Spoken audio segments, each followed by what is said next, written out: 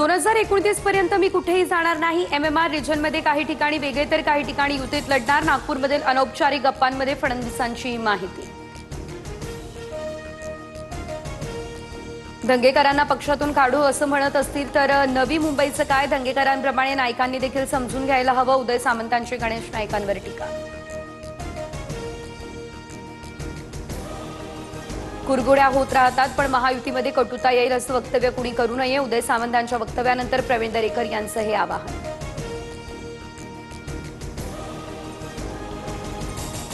रवींद्र धंगेकर यांनी ट्विटरवरील शिवसेनेचा फोटो काढला। धंगेकरांच्या ट्विटरवरील पुणेकर फर्स्ट असा आता उल्लेख।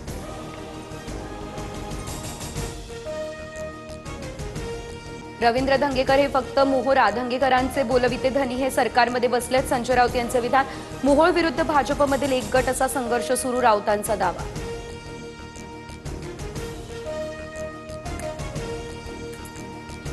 आरोप करणाऱ्यांना चावी देणारा वेगळाच, माझ्यावरती व्यक्तिगत स्वार्थासाठी आरोप। धंगेकर निवडणुका हरल्यानं वैफल्यग्रस्त झालेत। मोहोळ यांचा धंगेकरांवर पलटवार।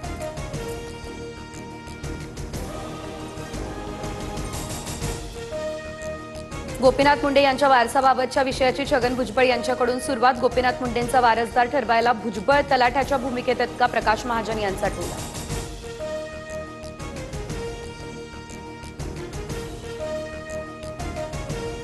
ज्याचे हात रक्तानं भरलेत तो वारस कसा? खऱ्या वारसाला तुम्ही कमजोर समजून हिणवतात। मुंडेंच्या वारसाच्या मुद्द्यावरती मनोज जरांगे यांचा हा निशाणा।